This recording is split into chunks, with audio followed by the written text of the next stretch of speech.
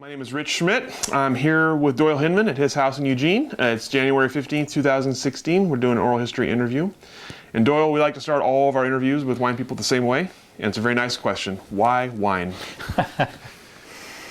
Why wine? That is a good question. I guess way back when I was intrigued with the subject, and it just kind of was just hit me like a bolt of lightning, basically, that wow, wine, what an interesting thing. And I remember when it happened, and I had no, aptitude at whatsoever with wine. I didn't even like wine. I didn't know anything about wine. But this person in my life at the time said, well, they're doing some stuff in Roseburg, and they're growing like grapes and they're making wine, and for whatever reason that really intrigued me. And so we went down and took some classes, and I use that term real loosely, with Richard Sommer, and it was very interesting to see that orientation at that time. And it was actually some really bad wines. A lot of it was Zinfandel and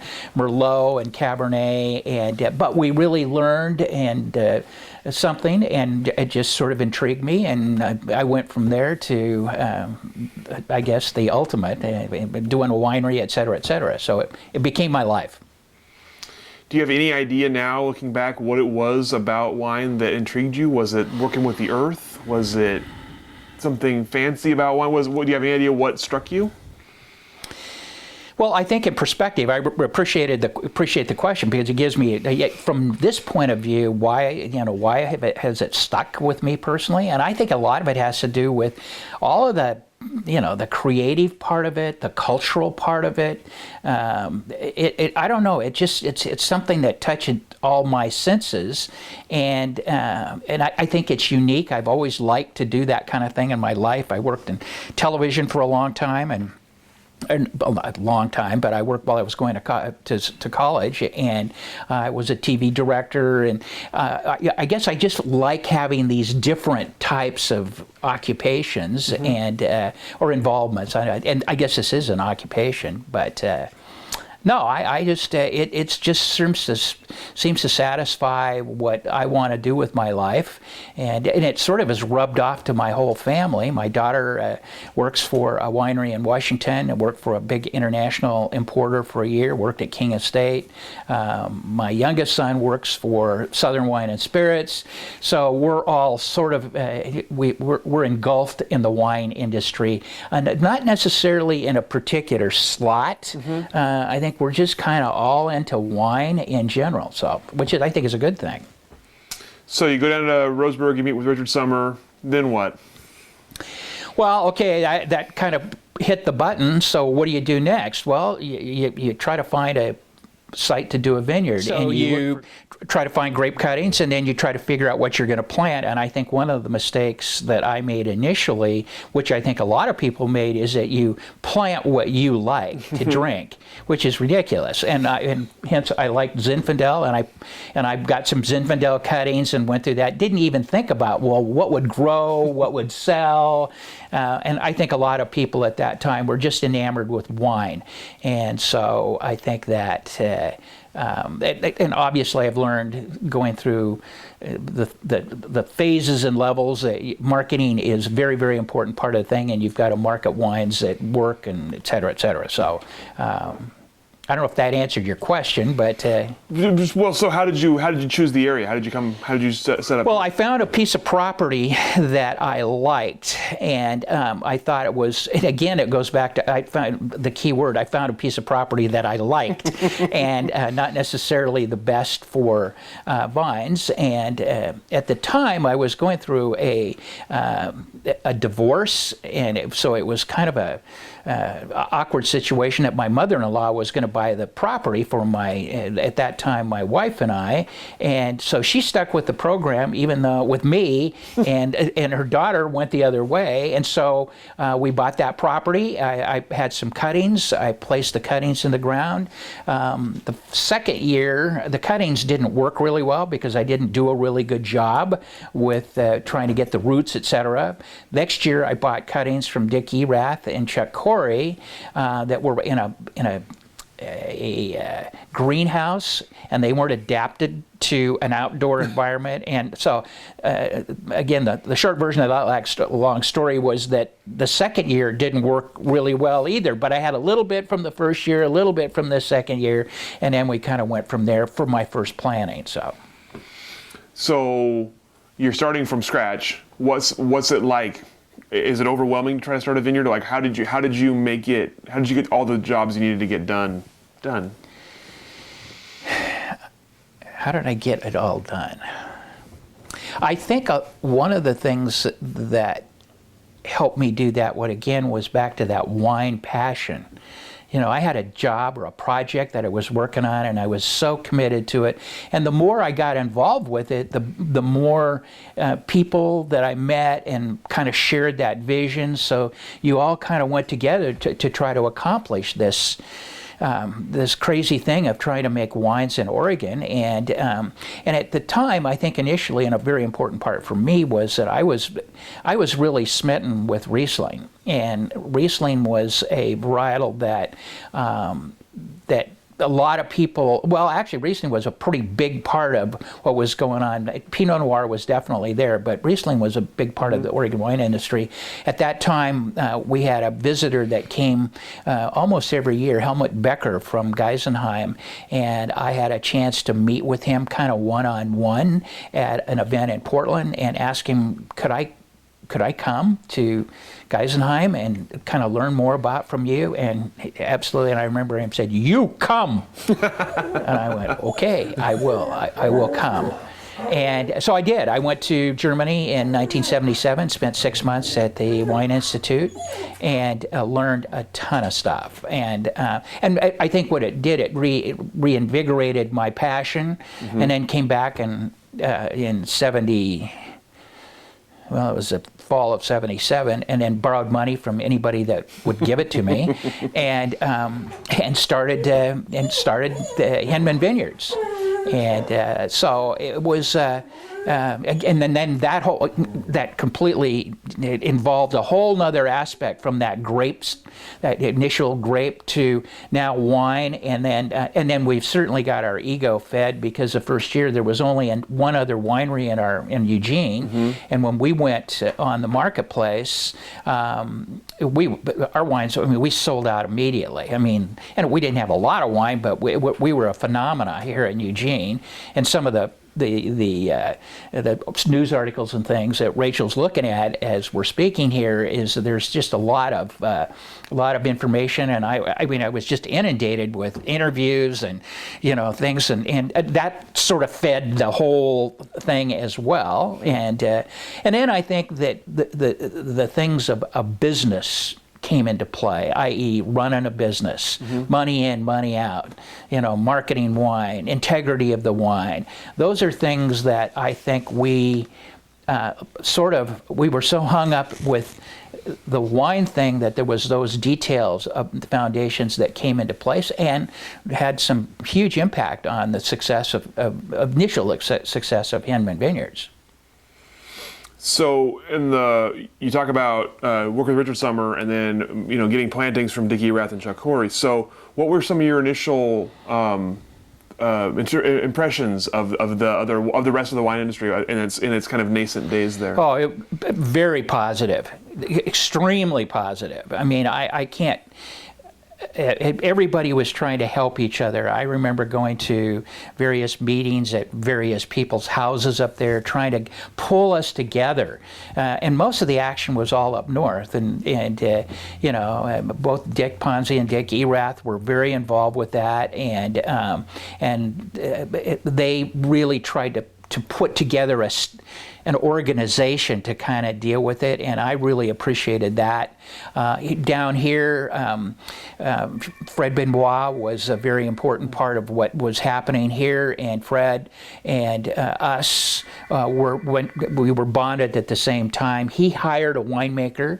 Max Zeltviger and he was from Switzerland, and he came over to my place and helped us do some stuff and helped us with filtrations, and we but he needed some hoses and I had hoses, and I guess it was the spirit of really trying to help each other.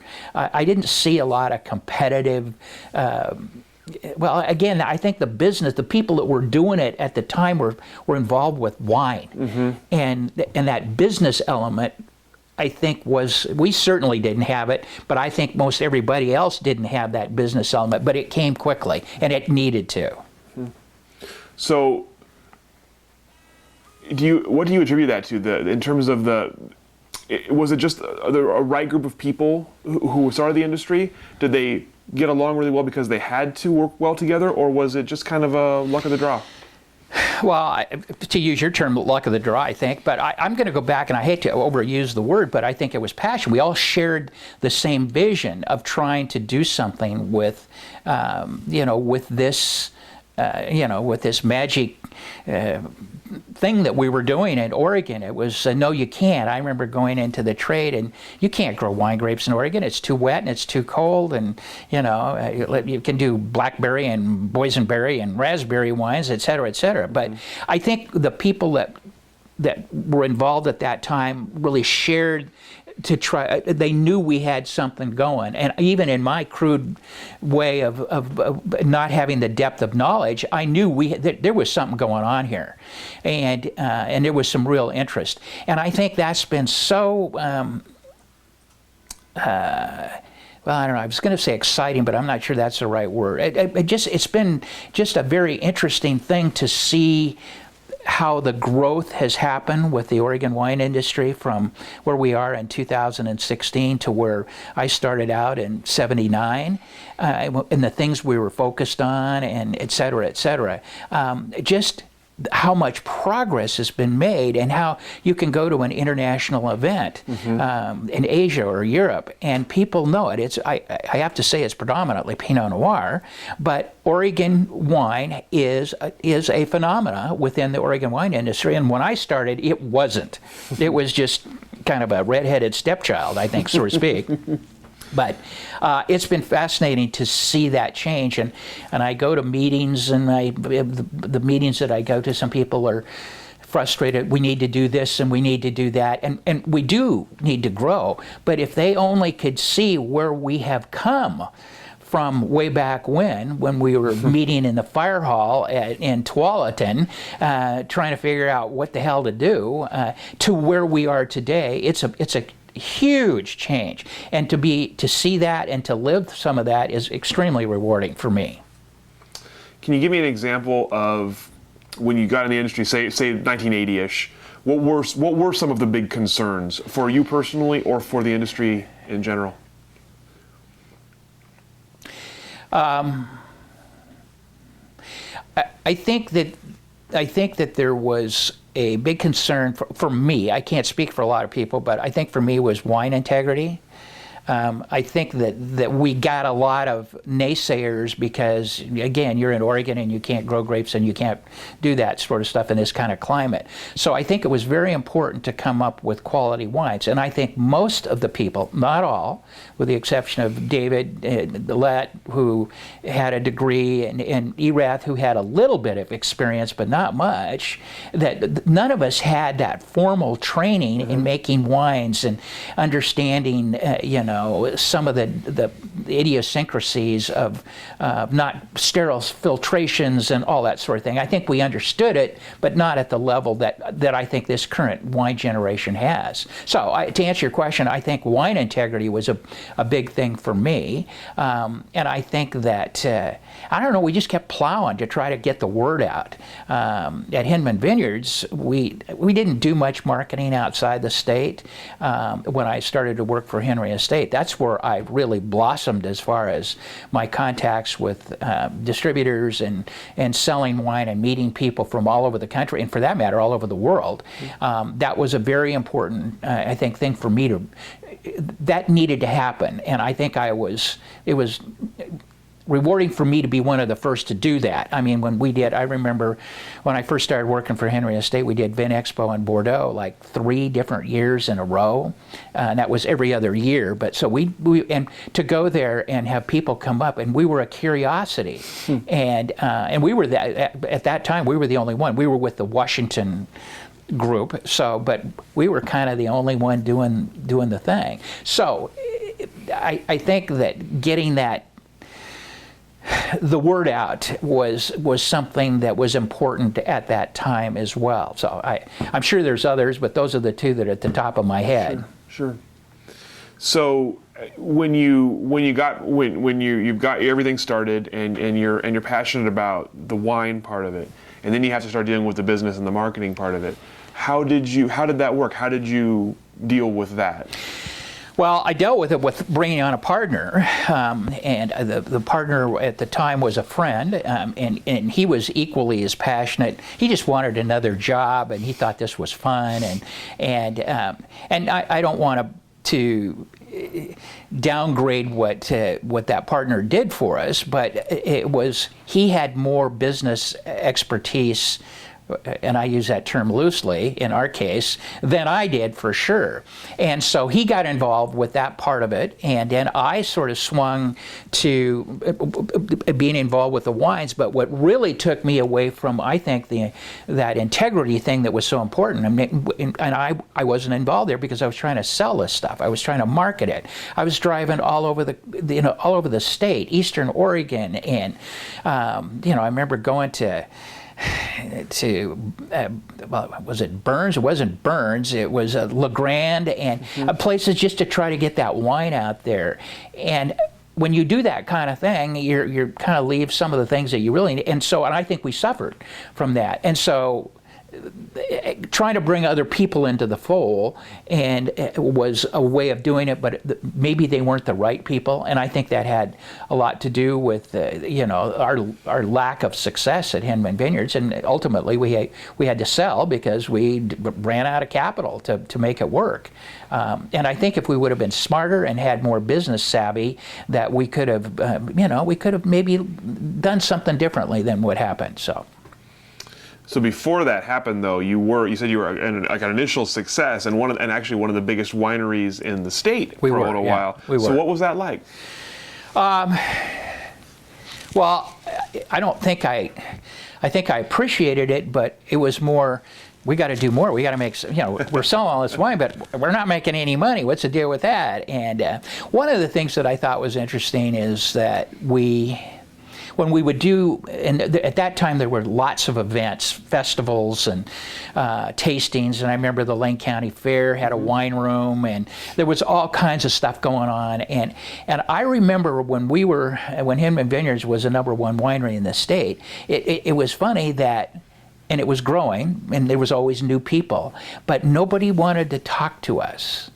We were sort of, we were kind of the big boys, the gorilla. And I remember noticing that, and I would go out of my way. I'd go around the room, hi, how are you doing? How's biz? And whatever. But I would tell the people in the tasting room or people that would be doing these events, go out of your way and be friendly to these people. But I think they were intimidated, and I don't know. I don't think that I stopped to smell the roses at that time. I was just trying to make things bigger and better, and it seemed like the harder I worked in that department, the more behind we got. So it was extremely frustrating for me. And again, in perspective, a lot of it has to do with just pure business, or lack of, but maybe. So I know you said that you were involved in a lot of organizations early and for a length of time. So talk a little bit about how you got into them, some of the different organizations you were in. Well, the first one, as the industry grew, and I think from what what we put together was that we needed a statewide organization, and trying to figure what umbrella was that under. At the time, it was under Oregon Department of Ag, which is great. We sort of, I don't know, 20 years ago, 30 years ago, whatever it was, split from. We didn't split, but we were under a close umbrella, under the umbrella of the Oregon Department of Ag. And so I think when that happened, there was a board, kind of like the cattle board or the walnut board and all that sort of thing. And so that came up to do the, what do they call it? Oregon Wine Advisory Board, not the Oregon Wine Board, Oregon Wine Advisory Board. And so one of the things was to invite, to spread from all over the state. So there needed to be people in Southern Oregon, there needed to be people, in the Gorge, and et cetera, et cetera. Fruit and berry was a big thing. I remember we had to do fruit and berry as well. So it was trying to be a diverse group. And I happen to be a guy that I guess people thought would represent well on the Oregon Wine Advisory Board, representing this part of the state. So I was, I guess, appointed. I think I was appointed. It was just, you do it sort of thing, but I think there was an official appointment. And so I got on this Oregon Wine Advisory Board, and I didn't think I was ever going to get off. I mean, it was to the point because this wasn't a big growing area, so this particular area, there wasn't a lot of people that wanted to fill on that. Sure. So I was on the board and had the opportunity to work with, kind of setting some marketing stuff and some directions, which at the time, reflecting back, was very rewarding for me. So that, and then I'm on the governor's council. I think it's just for old buzzards that have been around for a long time. There's a title, and I can't remember what it is, but somebody asked me to be on it, and I kind of went, well, sure, So I was the president of the southern chapter of the Willamette. I just sort of fell into it. I'm not very politically oriented, but I was just task oriented. We needed to get stuff done, and I was willing to do it, and so I think that's about as much as I'm going to be doing, I think, for the rest of my time. Is I've done what I've needed to do and participated, and I do work now with the Oregon Department of Ag quite a bit. They've been very supportive with some of the international efforts, and Tom Danowski, our current executive director, and I have kind of had an agreement that I'm kind of the representative for the Oregon Department of Ag. We grant, I sit on a specialty crop grant committee where we grant funds for these kinds of things, and so I'm pretty involved with that. Not so much any of the Oregon Wine Board activities, but again, more state, and I tend to lean towards things on the international side. I'm very high on international part of marketing, Oregon wines. If we consider ourselves an international product, then we need to be in the international market to show that we were there. And I hold that flag real high. So you mostly got into the international marketing. You got into that after you sold the vineyard. So yes. How did that come about? After you sold the vineyard, then what happened? That's kind of an interesting story. At the time, right before I left Hinman Vineyards, there was a Swedish, well, at that time, the Swedish Systembolaget is what it was called. It was a monopoly. And they came to Oregon. They had heard something about Oregon, and they came and wanted to see Oregon and see what there's anything could happen. And I'm not even beginning to bore you with the details of how I got that buyer down to Hinman Vineyards, but it was kind of crazy. We rented a plane. I mean, we went the extra mile. Got the guy here, just blew him away. I mean, we had lunch for him, and we did all kinds of stuff. He bought our wine being Hinman Vineyards, and he bought it in a format that was extremely interesting, but it had to do with the idiosyncrasies of the monopoly in Sweden. They bought our wines, the same wines that we put in bottle, they would put it in tank containers. So we would ship the wine in containers, ship it to Stockholm, and we did quite a bit of it. And then we would send our label artwork. They would print the exact Hinman Vineyard artwork, put the label on, and put it into the market. And we were pretty damn successful.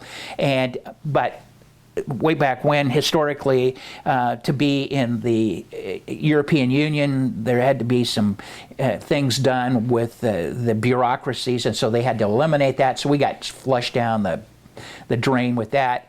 But that experience was very rewarding. I really found that to be interesting, and so when I left Hinman and went to work for Henry Estate, I kind of picked up that. And Scott was willing to do almost anything that, to grow the business. And so we kind of saddled up with, at that time, still the Oregon Wine Advisory Board, nudged them along a little bit with trying to do some international stuff. They got into it. Then there was a lot of grants. In fact, our last trip last year was a grant from the federal government that I wrote. We're going to write another one for this year's trip. So there was money available to do this. And so, and then we started working with this Washington Wine Commission. It's much easier to market as a Northwest Coalition as it is Oregon and Washington. At least it was at that time. Not so sure that now, but anyway, we went to Vin Expo. I went to Vin Nordic in Stockholm. I went to Vin Italy in Verona. And I've done, I can't tell you how many shows. We sold a little. I can't say that it was, well, it was economically feasible because of the grant monies that we received for it. But as far as, we got a little business out of it, make no mistake, but it wasn't the movement that we really wanted to. Then in Asia, things started to go really well in Asia. We had some people, contacts that sort of clicked, and we brought some wines into Asia, and we sold really well in Asia for a while. So all of a sudden, I forgot the European market and spent my time trying to, and all with Henry Estate. And Henry Estate was willing to do that. And then with the grant monies, anything we did with grant monies, and had a great time doing it. And I think it was a real asset to grow Oregon's awareness of wine in the international market. So you were doing this grant funded, and you were pushing just Henry Estate wine, or yes. Are you pushing Oregon? Okay. Just Henry Estate. But you're with Oregon people. I mean, you start to, in that kind of a marketplace, you start to do Henry Estate or you get totally lost. So you there's a way to do that, and you've got the greater good being Oregon or Northwest, or in some cases U.S. That's where you kind of market from. And I think I had the intuitive sense to know how to make that work. And still, I mean, my passion again, like I said, last year we were in Europe. I think I'm going to go to Vin Expo in Hong Kong this year, because we've actually done some pretty good business in China, and we haven't been there in about 4 years or so. And so I'm still very involved with it. And I think we continue to do it. And so my colleague, David Adelsheim, has really done a lot of the same thing. We've traveled together, and I think he shares my passion. I think Oregon Wine needs to do that. We need to get people out there. So you talk about the international market. It's interesting to me that when you were selling Hinman wine, you were really focused on Oregon, and then have now expanded to the international market. Have you seen? You talked about Adelsheim. Have you seen others in the industry follow? Oh, definitely. Sokol Blaser is definitely a part of the international market. King Estate is part of the international market. I think Firesteed has done a good job with the international market. There's not very many of us. There's some people, I think, that make a stab at it. The big issue with the international market is that you have to go more than once, and you can't go just once, and if you don't get a big sale, and well, I didn't work. There has to be some stick-to-itiveness with all of that, and I think there's people who can't do it financially. Sure. One or two, just have other things to do. I've heard so many times, well, why go internationally? We're selling all of our wines selling all of our wines here in the United States. Well, I'm anxious to have a chat with any of those people with that comment come this fall when we've got a lot of wine here in the state right now. And I think there needs to be that opening of these other markets. It's very important for us, I think. But I think there's other people who would not agree with that, but certainly that's a prerogative. And so you have other current wine interests going on as well. You have your private label. Tell us a little bit about that. Well, yeah, this is like we were talking before. Private label seems to be the thing that dominates what our company is.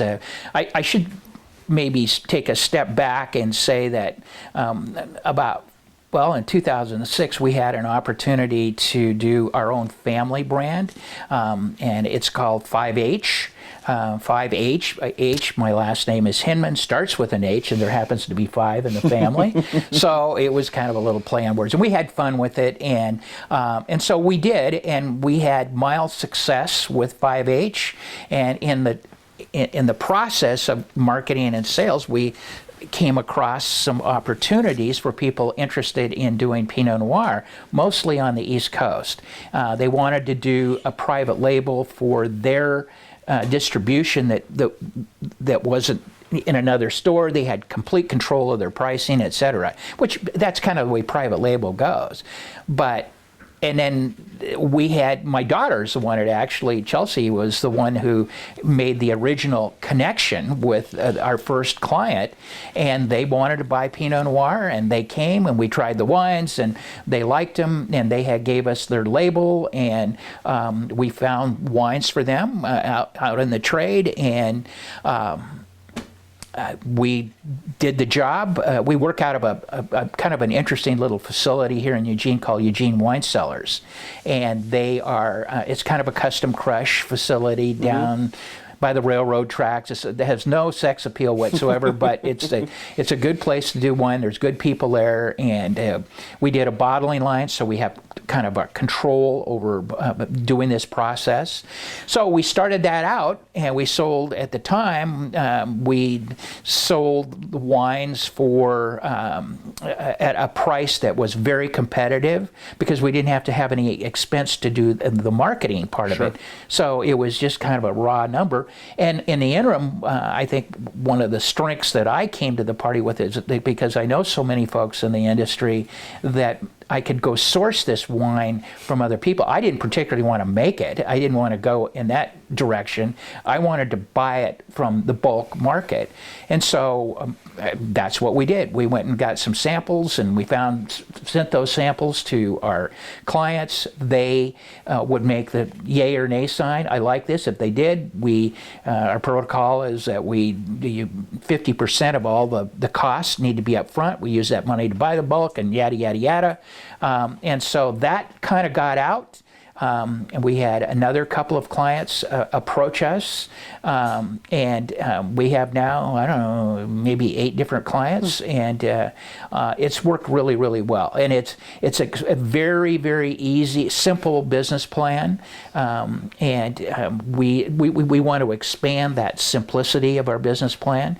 I.e., that's why we want to go into the international market and to try and do that with people. And we did sold about 300 cases of 5H, which they considered a private label, into China, and it was a very all of the business deals that we've done with our company has been very lucrative, thanks to some business savvy and my lovely wife Sue Ann, making sure that we're doing the right things. And but it's exciting, and I'm having probably more fun than I've ever had, because it's very simple. It's a very straightforward business approach. And again, I have a chance to work with my colleagues. Like David's got a bunch of David Adelsheim has a bunch of 15 vintage Pinot Noir. I want to see what's available. And right now we have about 6 clients that we've got things kind of bubbling with. It's right after the first of the year in 2016, so we're trying to get them to commit. So we got a lot of exciting things going on, and I get to do some of the production stuff, which I really like to get in and make wine evaluations and kind of work with the wineries and put corks and bottles and that kind of. I really like that, as opposed to marketing. I can do that, but it's not what I got cut off the cloth for, Sure, you sure. know. So. So you mentioned how much of your family is now involved in the wine business. Did you hope that your kids would follow you into the wine industry? Yeah, I guess I did, but I certainly would have never laid that on them. Some of the materials that Rachel is looking at as we're doing this interview are newspaper articles of me in the past, and my daughter, in a middle school presentation, did a big board. That's why some of them have cardboard on them, because they were stuck on a board. And I remember that was one of my first epiphanies that, wow, my kids are kind of interested in, they're interested in this business. I don't think they, as growing up as kids, we always had wine around here. Wine was just a part of their, but they always, it's too bitter and it's sour and, et cetera, et cetera. But I remember when my daughter graduated from college, we had a party here for her, and she made the comment, so what are you going to do? And she said, well, I probably get into the wine business. It's in my blood. And that really kind of struck me at the time. And she got a job almost immediately. Well, actually, she got a job before she graduated from college with King Estate. And she worked for King Estate for 3 or 4 years. And I remember vividly, we took a trip, an international trip for the Northwest Wine Coalition. And we were in China. And Chelsea, at the time, was sort of representing King Estate. And there was a guy that was representing Amity Vineyards. It wasn't Myron, a guy by the name of Mark Retz. And so the three of us were doing this tasting in a wine shop in Beijing. And my daughter wasn't even 21. She was 20. And I remember telling her, I said, as we walked, I said, I'm going to be right beside you, because I had the Henry Estate wines, and I'll be right beside you if you have any questions or something. And she walked into this wine shop. We had our wine set up, and there was some guy from Australia that was standing in front, picking up bottles, looking at bottles, and she just picked up, how are you, or what? It just was a smooth transition, and I think she's taken this to extremes. She worked at Crush at King Estate. They put her into sales and marketing, and then she went to work for an international company called Terlato. She worked with them for 4 years and had some great international experience and was very successful. And now she works for a Washington winery and making all kinds of money and doing all kinds of good things. So my youngest child, Cody, went with me last year to Pro Wine, and he has always had an interest, I think, kind of in wine, and he is worked for Southern Wine and Spirit, the largest distributor in the country. He does Corvallis, and they just moved him up to Portland. It's interesting you asked that question. We just asked him that question, so to speak, last night at dinner. And what are you going to do? Where are you going to take this? And the short version of that long story is, I don't know, but he's going to stay in wine.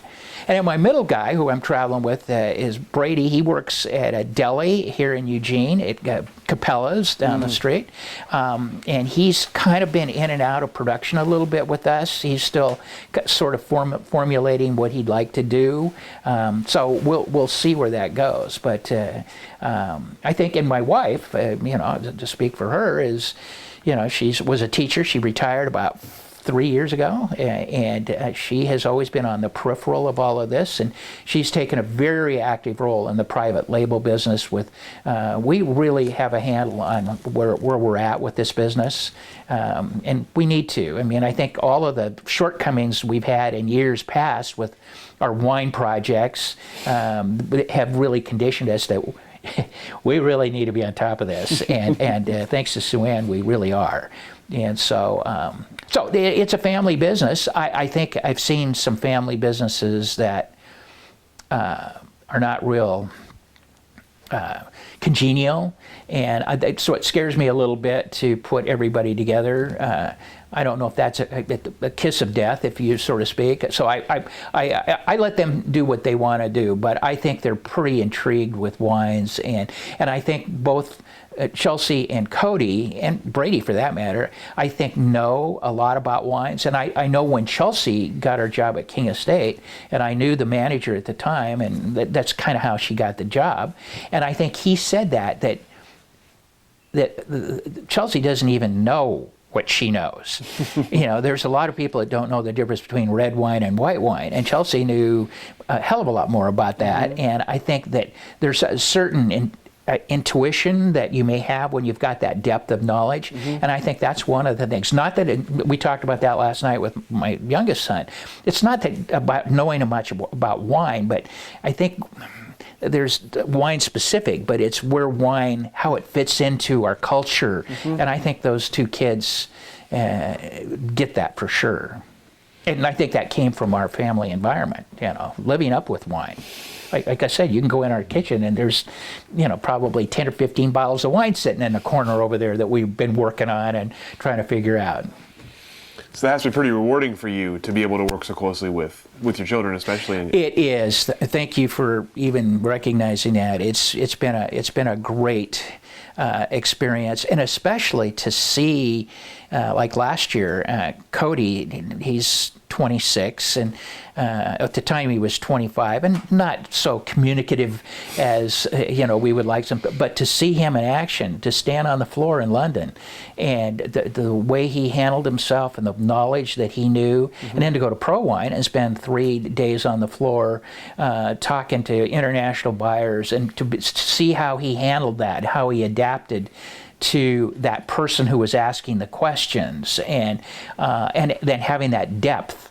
It's just like he had, I've used the analogy before, he has arrows in his quiver, and you don't need to pull them all out at the same time. Sure. And he has that depth of knowledge, and I think that's what makes things work, and I see that, and it is rewarding to see that go. But I also want them, if they wanted to go into the avocado business, God bless them. I'll stand right there behind them. So, but I think they're pretty well entrenched in wine. So how do you market Oregon wine?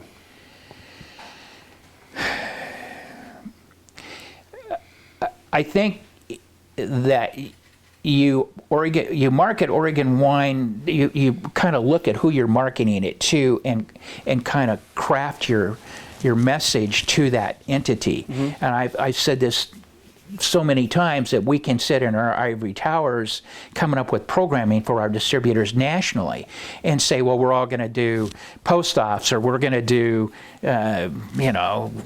golf balls, or whatever it is for incentives, and that doesn't work everywhere. So I think you have to kind of work with each individual company or that you're trying to sell to, and craft your message to what's going on with them. We missed an opportunity, and I'm going back for it again in the UK with a company that just was breaking into the United States, and we really thought we had some business from last year's Pro Wine. And again, long story short, they have a New Zealand Pinot Noir mm-hmm. in their mix. Mm-hmm. And their premise was that, well, we've got a New Zealand Pinot Noir, and not so sure we need an Oregon Pinot Noir. Mm-hmm. Okay, so you craft your message that I'm sure that New Zealand Pinot is wonderful, but it's New Zealand, mm-hmm. and this is Oregon. So you swing more to trying to talk about the differences of Oregon and where we are, and yada yada mm-hmm. yada. And then people that we're doing business with in Georgia, I'm trying to get back, and they're price oriented. So, okay, we're going to give you free goods. Okay, you buy a pallet, we'll give you 2 free cases. So that's how you sell these wines on who's buying them. Mm-hmm. I think that's important. And I think you got to have an intuitive sense on what it takes to push the button of the person that you're talking to. And I think, again, I said this before, I think I have a pretty good understanding of all of that. So there's no one answer to that, at least from my perspective. And there's certain things we talk about, Oregon's uniqueness. I get a little frustrated with the orientation of Pinot Noir. I get it, and we sell from our private label business, 99%, maybe 98% of what we sell is Pinot Noir. And when I go internationally, it's you lead with Pinot Noir. But by the way, we do have other wines that are, and so I think you have to adapt to who you're trying to sell the wine to tell the Oregon wine story. Other than kind of the uniqueness, I'm curious, just what are the general points about Oregon wine? What do you tell them, or what do people know about Oregon wine? Well, I think that working for Henry Estate has given me certainly an interesting perspective on, on the overused word of diversity. I think that's the thing that I think Oregon comes to the party with. We have wines from Southern Oregon that maybe aren't necessarily oriented specifically around Pinot Noir, and then you go all the way north to Willamette Valley, and that is the gorilla on the block. And so I think that diversity is a very important part of what Oregon has to offer, its uniqueness.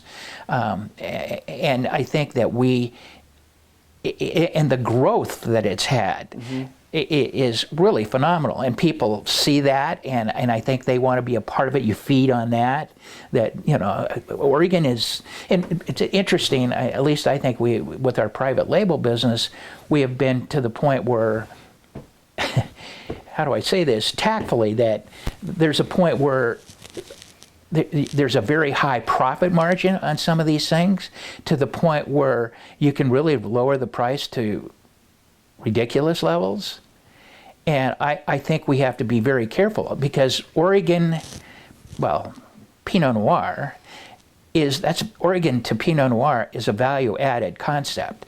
And so you need to make that percentage. So if we maybe go in at a lower point, still make our mark, and be able to give your distributor more margin to be able to sell the wine, and don't drop the price. I mean, dropping the price will, you go to $6.99 or $7.99, you can sell lots of, but I think you're stepping on your toes, and I think that you're shooting yourself in the foot, and all the cliches that you can make if you don't take advantage of that Oregon, mystique, Oregon brand, Oregon type thing. So you fly that color a lot. I think I think that there's so much, there's so many new people in the wine business season, and who they touch, and some of the people that are involved in the industry with their backgrounds in international business, and I think it's a different breed of cat. But telling that story, it's Oregon. It's a great place to grow wine grapes. Was there a moment for you when you thought that Oregon had arrived? Boy, I think so, but I don't know what it would be. It was I think it was a gradual thing. It wasn't just like a black and white line in the sand. We're not so cool, now we're cool. I just think it's been an awareness, and I think you really see that when you go to international shows and deal with international people, and see people coming up in Oregon or going to, Massachusetts, and somebody's got a little Oregon wine section. I mean, wow. That's really special to think. From where I was, when you're trying to tell it's too wet and it's too cold to grow wine grapes, and you go to some of these places and they've got little sections and awareness of Oregon wine. So but it was over time, and I think there's a whole hell of a lot of people that have moved that needle. Some of the old guard, obviously, and that started it, and then this new guard of people who are much more sophisticated and business oriented and marketing oriented that are I think have really moved the needle. And I don't know where that happened. I mean, what are we at, 700 plus wineries in the state now? Something like that, yeah. And at the time when we were there, there was, you know, well, our bond, our bond was 77, Hinman, and I think there was maybe 100 wineries or something like that when I started. Well, when you've got that many people that have moved, you know, have come in and shared all of this stuff, it shakes it up a little bit, and Oregon's come on the market. Where do you see the future of Oregon wine?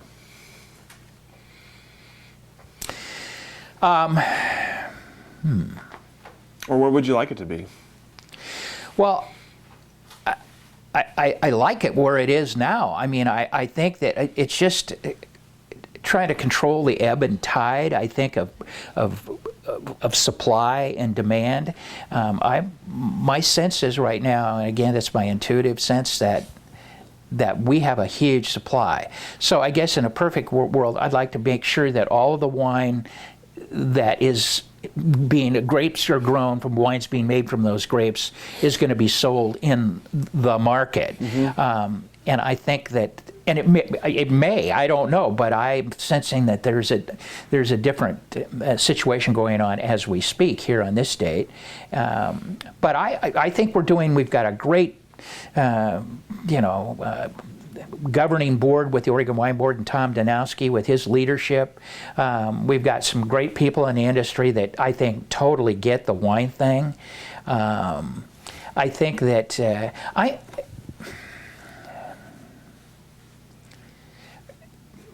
I think that, I don't know how to say this, I think there's a lot of focus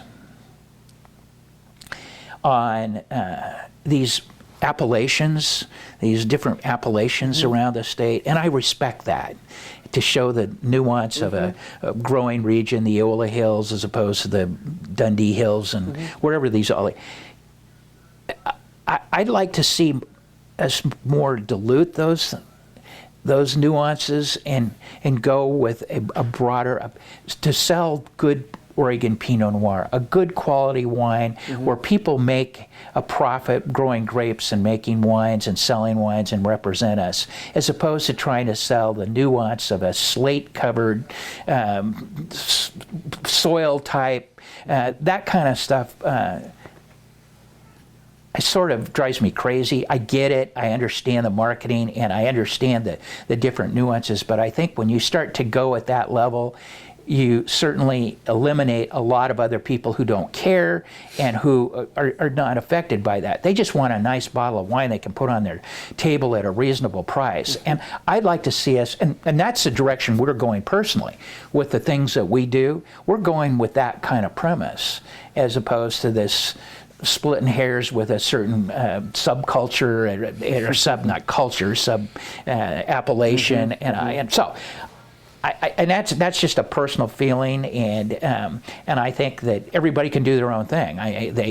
Some of those foo-foo chicy representations I think are good and really help the image, but let's sell some wine. Let's rock and roll with boxes out the door, and that's where we go. Will it continue to grow? What's the breaking point? How many wineries can we hold? Oh. Well, great question. I think that to me, at this stage of the game, I think we're saturated in Oregon. And I've said this before, and people laugh at me, but I know the hardest place on the planet to sell Oregon wine is Oregon. Because there's so many people trying to sell wine that are making wines in their garage and little different things, and the only place they have to do, and they certainly don't have the resources to go out and market into some of these other markets. So I don't know where things are going to go, in the future. But I think that well, I lost my train of thought there. I forgot what I was saying. That's okay. Yeah. So you've had pretty much every possible experience within the industry, from vineyard to winery to consultant to selling to international selling. What's your very favorite thing to do in the wine industry? International sales. and production, putting wines together, those sort of things, by far.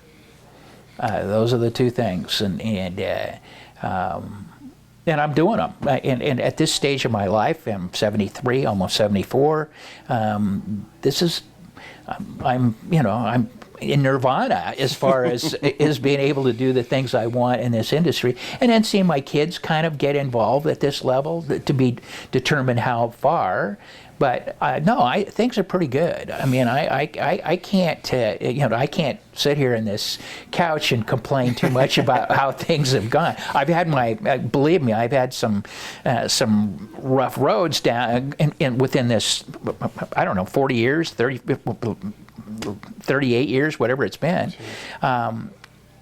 But it's been good. It's provided our family with a livelihood, and we've had fun, and it's been a good ride. And I'd like to see it continue, and I want to be a part of it as long as I can shake up and try to pour a bottle of wine or for a taste for somebody. I'm going to take it to the 11th hour.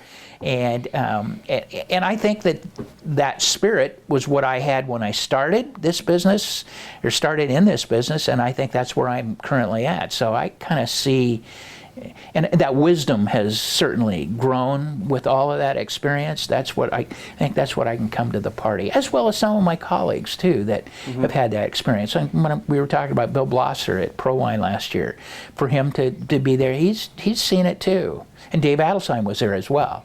So I think that it's important to have those people still in the industry keeping that perspective for us. And I haven't had a lot of experience with the new guard, so I think the new guard is I know that they're doing some good things, but I'm not sure where their track is on what direction some of these new people want to go. But I'm sure it's well thought out, and certainly probably more capitalized than what some of the past group did when we first started this project. So I think it's going to go quicker now than it did when we first started. Wherever that is, I think it's going to happen quicker because of the professionalism and the expertise that's within our state right now. Did you ever imagine when you started that the industry could look like this? No, not at all. I don't think we gave it I didn't give that long-term thinking. We were so engaged and involved with trying to get wine in the bottle and trying to get the wine to so and so, get the case. I mean, we just didn't took the time to philosophically look at what was going to happen in the future, and maybe we did at certain. But no. I never to think that there are 700 wineries, and to see that tourism and the amount of press that's generated and the knowledge of the Oregon wine. No, that blows me away. And there's been a lot of good leadership, I think, over the years with all these people that have been involved. So. No, it's been a good ride. Well, that does it with the questions I have. Is there anything that I forgot to ask? Anything you'd like to add? Anything you'd like to add? No, we talked about private label. I think that's an important part for me. 5H, we're resurrecting 5H. I think we're trying to get back on track with that a little bit. More that we've got a gun to our head, and that we have to have our 5H brand to keep the licensing for the other things we're doing, and we want to kind of sustain that a little bit. So we talked about that.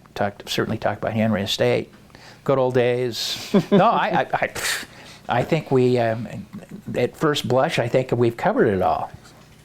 Well, thank you so much for your time and my for pleasure. inviting us into your house.